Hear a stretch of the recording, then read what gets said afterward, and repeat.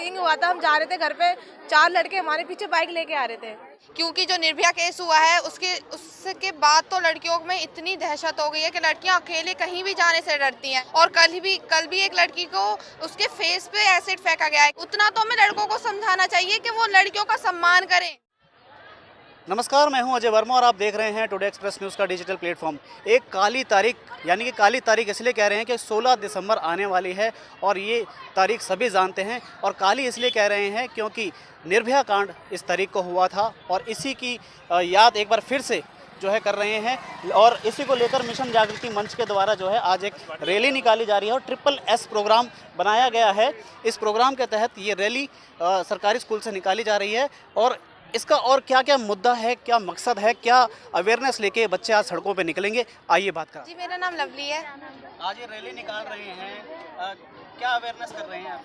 हम अवेयरनेस कर रहे हैं लड़कियों को जागरूक करने की, ताकि वो अपनी सेफ्टी अपने हाथों से कर सके और लड़कों से दूर रहने की। क्योंकि जो निर्भया केस हुआ है उसके बाद तो लड़कियों में इतनी दहशत हो गई है कि लड़कियां अकेले कहीं भी जाने से डरती हैं। और कल भी एक लड़की को उसके फेस पे एसिड फेंका गया है। क्योंकि सिर्फ एक लड़के को फ्रेंडशिप के लिए मना करने की वजह से ही।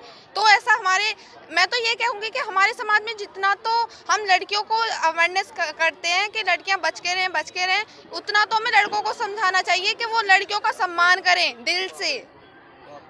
क्या नाम है? मेरा नाम अर्चना है। मैं ये कहना चाहूँगी कि लड़कों की ये गलत बात है। लड़कियाँ निकल भी नहीं सकती। लड़कियों के अंदर इतना डर बैठा हुआ है कि लड़कों का, जैसे कि लड़कियाँ कुछ भी कहती हैं, मतलब रोड पे लड़के उल्टा सीधा बोलते हैं। कल भी हमारे संग ये सीन हुआ था, हम जा रहे थे घर पे, 4 लड़के हमारे पीछे बाइक लेके आ रहे थे। फिर हमने उनको सुनाया, फिर नहीं आए वो लड़के। हर लड़के को जागरूक होना चाहिए अपने ऊपर। 2012 में जब निर्भया कांड हुआ था 16 दिसंबर को, और कल 10 साल पूरे हो रहे हैं, तब के तत्कालीन महामहिम प्रणब मुखर्जी ने साउथ में एक यूनिवर्सिटी में उन्होंने बात बोली थी कि समाज को इसकी जड़ तक पहुंचना चाहिए, इस बीमारी की जड़ तक पहुंचना चाहिए। उसी को ध्यान में रखते हुए हमने लगभग 5-6 हज़ार लोगों का सर्वे भी करवाया। फिर उसको ध्यान में रखते हुए कैसे ये होता है, क्यों होता है और कैसे रुके, इन सब के बारे में हमें लगा कि जो सबसे बड़ी एक महत्वपूर्ण चीज़ है वो है जानकारी, लोगों में जागरूकता की। इसी चक्कर में हमें मिशन जागृति को हमेशा स्कूल का भरपूर समर्थन मिलता है, भरपूर साथ मिलता है। यहाँ की बेटियाँ काफ़ी जागरूक हैं, प्रिंसिपल सर और जितने अध्यापक हैं, तो इनका समर्थन मिलता है। तो आज government girls senior secondary school NIT number 1 metro Faridabad, मैं यहाँ प्रिंसिपल हूँ। आज के कार्यक्रम के बारे में बता दीजिए आपको। सर, ऐसा है कि आज जो है मिशन जागृति की तरफ से जो प्रयास किए जा रहे हैं बच्चों को, लड़कियों को अवेयरनेस करने के लिए, जो हमारे समाज में जो घटना घट रही हैं उसको रोकने के लिए ऐसे अथक प्रयास किए जा रहे हैं। और जिससे हमारा जो निर्भया कांड हुआ था 16 दिसंबर 2012 को, उसके ध्यान में रखते हुए बच्चे हमारे स्कूल के सभी जागरूक हों, ऐसा हमने एक प्रोग्राम मिशन जागृति तरफ से शुरू किया गया है। हाँ, विवेक गौतम, मिशन जागृति। क्या कहना चाहेंगे, कितना जरूरी है इस तरह के जो कार्यक्रम है, कितना जरूरी समझा तभी आप कलाकार लगेंगे? एक कड़वा सच बोले, कड़वा सच ये कि नवरात्रे आते हैं ना, तो आज हो क्या आ गया कि वैसे तो कोई बेटी को मांगता नहीं है, कहते मेरे बेटा हो जाए, मेरे छोरा हो जाए, मेरे छोरा हो जाए, ठीक है। और नवरात्रे में ना पड़ोस पे जाके पूछते हैं, अरे बेटी भेज दो, कंजक।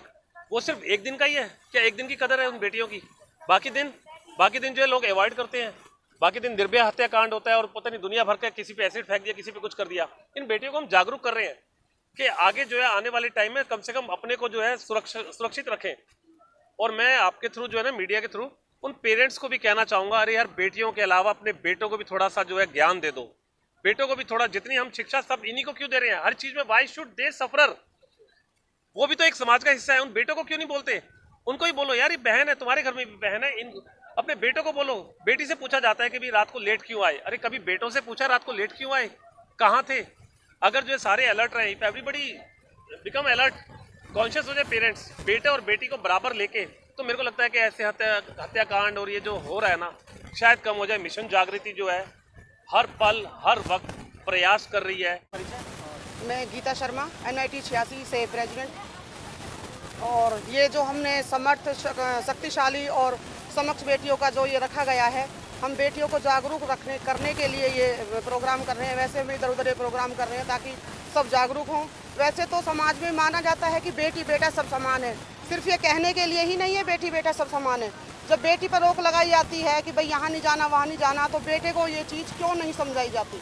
अगर हम ये बेटे को चीज़ समझाएंगे कि आप घर से बाहर निकलते हो, किसी को बुरी नज़र से नहीं देखना है, आपको जैसे आपकी बहन है घर में ऐसे ही आपको बाहर औरतों का सम्मान करना है, लड़कियों का सम्मान करना है, तो ये सब चीज़ें रुकेंगी।